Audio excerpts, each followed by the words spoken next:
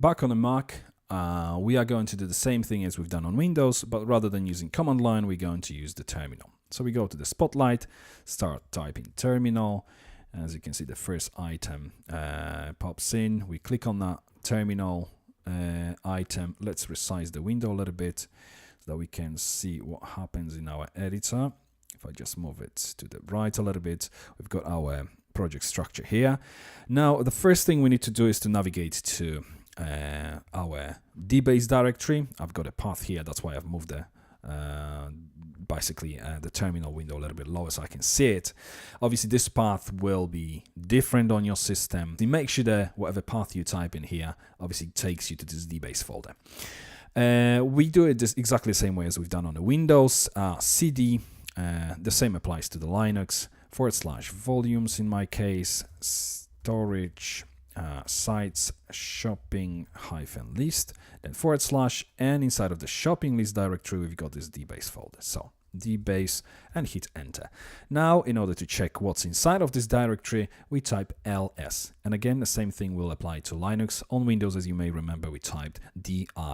If we hit enter, you can see, obviously, we've got our SQLite-3 binary file, which we can also see here on the left-hand side. The first thing, obviously, in order to start with our SQLites, we need to create our database. And we're going to do it exactly the same way as we've done on Windows. So SQLite-3 and the name of the database, shopping-list. Now hit enter. And we are now inside of the SQLite, which you can obviously see by seeing this SQLite and this arrow to the right. The first thing is the new database. So we're going to start with create table, and I'm going to wrap all table names and field names with these backquotes here within terminal. I'm doing this way because it's easier for me to identify fields, basically fields from values, basically distinguish between the two. You don't have to use these backquotes, but I tend to do it. So items, then backquote again, and inside of the brackets we start with the first field, which is ID. It's going to be integer, primary key, and it's going to be auto-incremented, so auto-increment.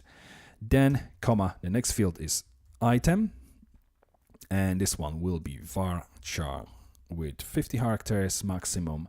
Then comma, we have quantity, which is going to be numeric field. Then we have comma and type, and type is an integer. Then we go for done, and done is integer. Default will be null.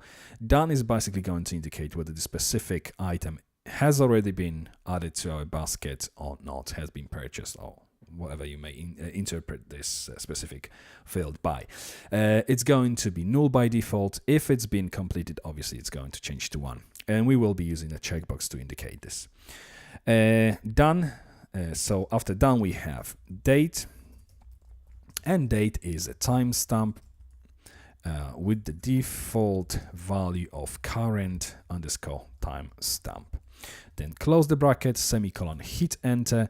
Our table should now be created. So in order to check it, simply dot tables and enter. There we go. Items table is displayed, so we know that this table has been created. Let's check the schema for this table, basically the statement which creates this table. So schema, and we go for items without any back quotes this time, and then enter. And fair enough, the entire statement which we've typed up here obviously is displayed after calling this specific command.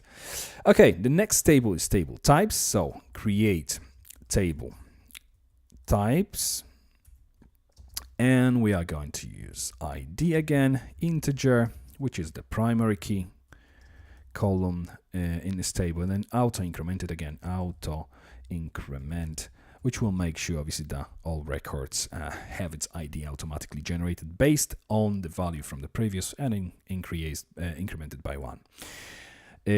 So that's our ID. Then we have the name, column name, and varchar 50 characters max. Then closing bracket, semicolon, hit enter, and the table should be created. So let's again check the tables.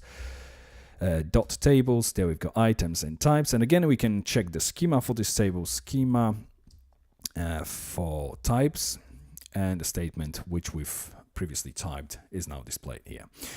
Okay, so we've got two tables. Now let's add a few records to our types table. We're going to start with insert into types, and we go for the ID and name field, close the bracket, then values, and we go for first value will be null, then we have QTY for quantity, close the bracket, comma, and the next record will be null again for the ID because we want this auto incremented automatically, and then we have kilograms, so kg quote, single quote and closing bracket, and then semicolon, hit enter. Okay, now let's check whether the records have been added successfully. Select all from types, semicolon, and hit enter, and there we go. Number 1 quantity, number 2 kilograms, so that's all good. Now let's insert into our items table, and we're going to start with ID, item, then we have quantity, then we have type, and that's all we need because the other fields have default values assigned to them, like done has 0, and obviously timestamp for the date field, so we don't need to provide these two. Okay, and then values, obviously. And for the values, we're going to start with null for the ID because we want this to be automatically incremented, and then we go for the item itself, so it's butter. Then we go for the quantity, let's say 1 for this one, and the type will be 1 because we want the quantity rather than kilograms. Then if we close the bracket, semicolon, hit enter. Now if we select all from items, semicolon, hit enter, and fair enough, our record is inside of this table. Now if we add another one, I'm just going to use arrow up to use the last statement rather than butter this time. I'm going to put potatoes, and rather than 1 it's going to be 2, and rather than quantity it's going to be kilograms, so number 2 as well. Hit enter. Let's add another one, so arrow up to use the same statement. Rather than potatoes, what else can we have here now? Onions, let's say, and let's use 1, but also kilograms, so number 2, and hit enter. Now if we select all from items, semicolon, hit enter, and there we go, we've got all these 3 records listed.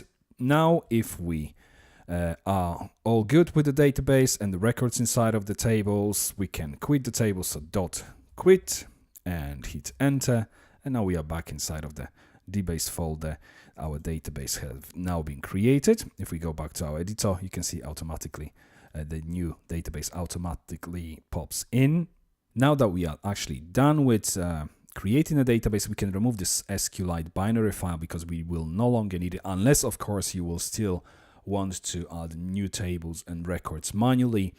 But if you are running this project, and you should be running this project on a server, then your server should already have SQLite installed. So all you will need later on in order to communicate with this database is to use the PHP PDO, which we will during this course. So let's remove this file, and we are now just left with this shopping-list database.